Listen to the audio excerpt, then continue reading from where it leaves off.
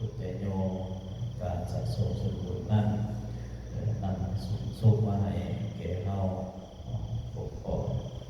ความสุขทางกายทางจิตทางใจการลงมาจำศีลมาไหว้พระปฏิบัติธรรมเพื่อเป็นการสร้างบุญสร้างกุศลสร้างบุญสร้างบารมีเพื่อให้ตน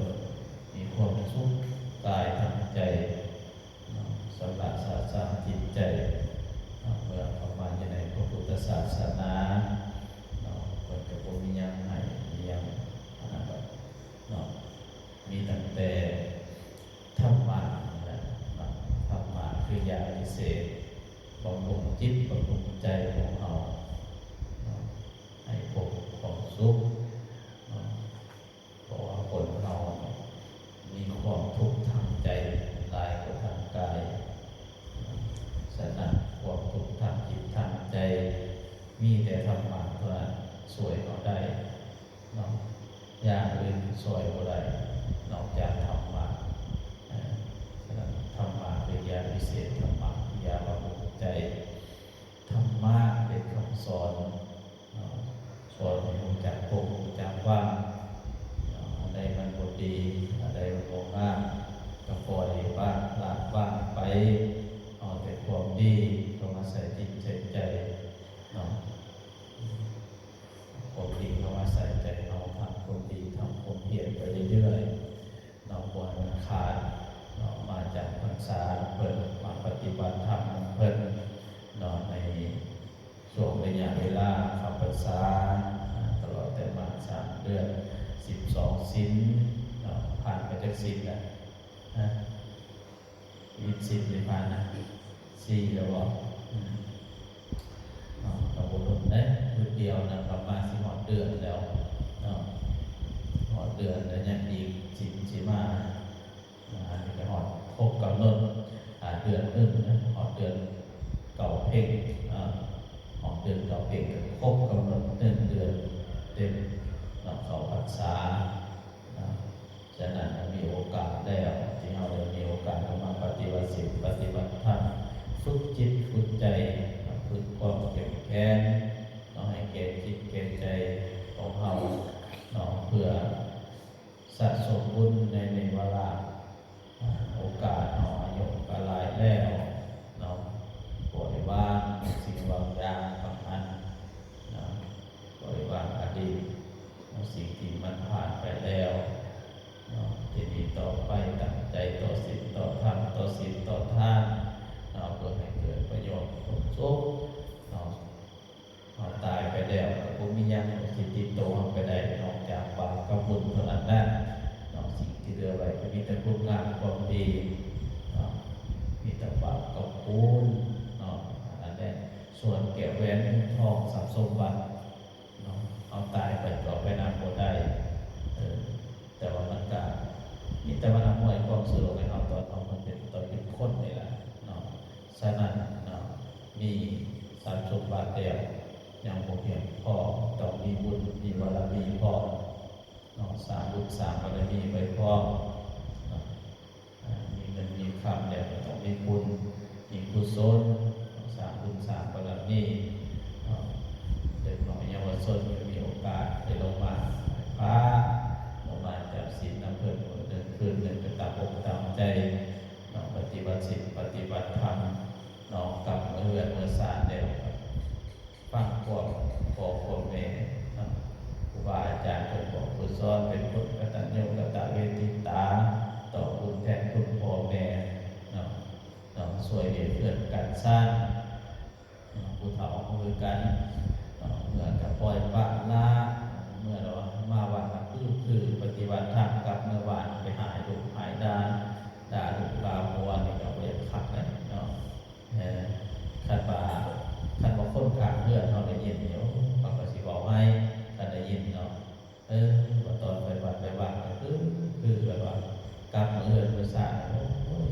เธอหายปล่อยทันดาว่าเขาก็ได้ยินแล้วเกิดว่าเขาก็บ่นับถือเราเขาก็บ่นับถือแต่ว่าโอ้ยเขาซื่อเขาวันเขาว่าซื่อแบบว่า ความตุหายล้านฉะนั้นพวกเราลงมาวัดมาว่าเนี่ยลงมาปฏิบัติศีลปฏิบัติธรรมเป็นบุคคลหนึ่งที่สำคัญในสังคมดำรงชีวิตเนี่ยเป็นคนที่ก็จะนักหนาถือตาเนี่ยเนาะเป็นคนสำคัญเนี่ยเนาะ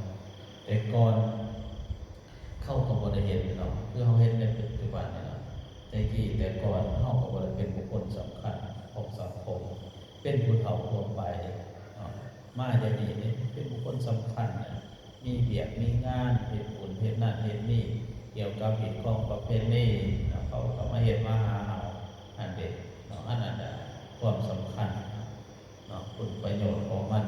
ในการลงมาปฏิบัติศีลปฏิบัติธรรมประวัติลงบ้านเราเหตุนั้นเหตุนี้แต่งเครื่องนั้นเครื่องนี้เนาะเขาโอ้โหเขาต้องอาศัยประวัติลงบ้านสนั่นเมื่อเขาลงมาเนี่ยต้องไปศึกษา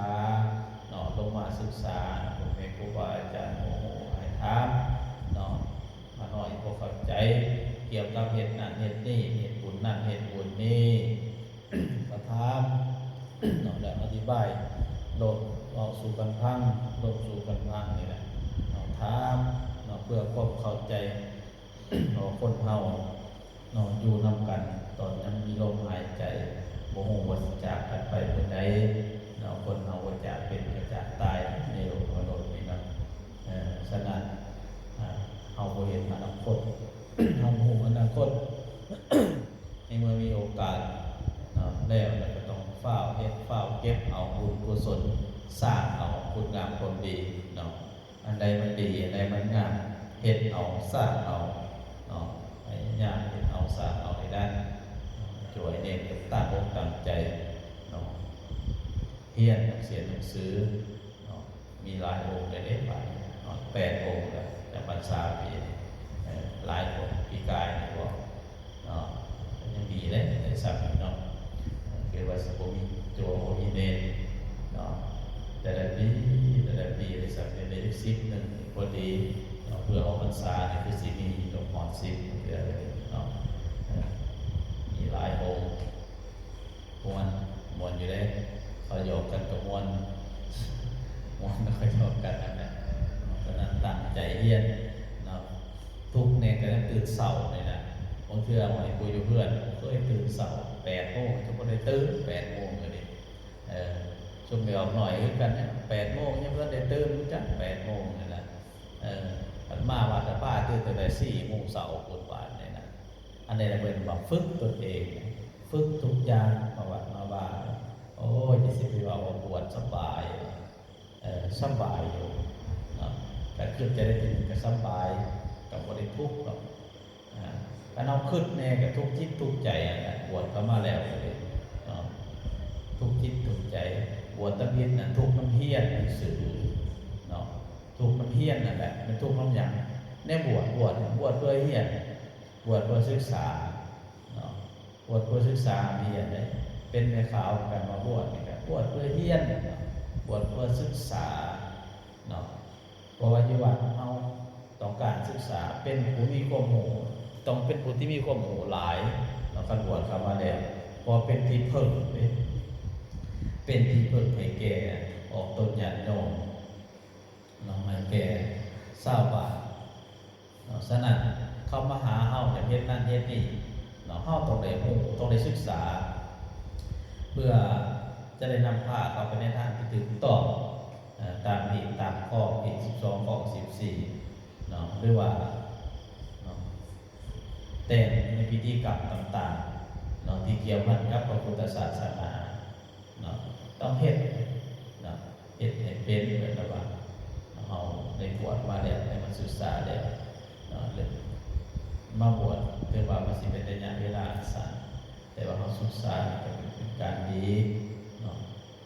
ดีทางจิตทางใจเฮานี่แหละเนาะน้องท่านต่อไปข่าวลาสิกขาให้จ่วยในเฮาพักผ่อนเนาะผ่อน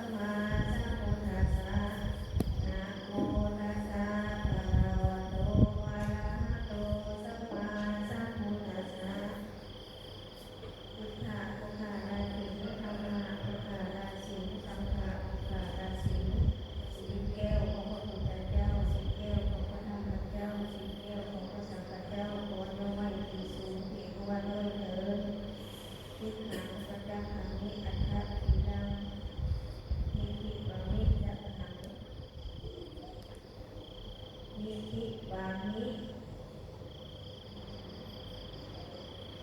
นะทิติมังคะเลนะ ทิติมังคะเลนะอานุกาตมายังคันเตมิสุมิสุลักนาทายาวิสารเนนะสหปัญจศีลานิยจามะมุติยัมปิมายังคันเตมิสุมิสุลักนาทายาวิสารเนนะสหปัญจศีลานิยจามะอาทิยาปิมายังคันเตมิสุมิสุลักนาทายาวิสารเนนะสหปัญจศีลานิยจามะ ต่อไปสามทานสิบห้านะโมตัสสะภะคะวะโตอะระหะโตสัมมาสัมพุทธัสสะนะโมตัสสะภะคะวะโตอะระหะโตสัมมาสัมพุทธัสสะนะโมตัสสะภะคะวะโตอะระหะโตสัมมาสัมพุทธัสสะ นะโมตัสสะภะคะวะโตอะระหะโตสัมมาสัมพุทธัสสะนะโมตัสสะภะคะวะโตอะระหะโตสัมมาสัมพุทธัสสะนะโมตัสสะภะคะวะโตอะระหะโตสัมมาสัมพุทธัสสะ พุทธังสรณังคัจฉามิธัมมังสรณังคัจฉามิสังฆังสรณังคัจฉามิทุติยัมปิพุทธังสรณังคัจฉามิทุติยัมปิธัมมังสรณังคัจฉามิทุติยัมปิสังฆังสรณังคัจฉามิตติยัมปิพุทธังสรณังคัจฉามิตติยัมปิธัมมังสรณังคัจฉามิตติยัมปิสังฆังสรณังคัจฉามิติสรณังคัมมนังนิทธิตังปัญญาทิปัตตาเวรมณีสิกขาปะทังสมาธิยามิ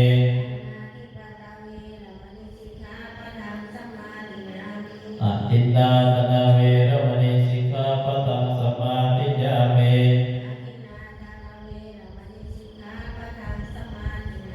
กาเมสุมิสัจจาเวรมณีสิกขาปะทังสมาธิยามิ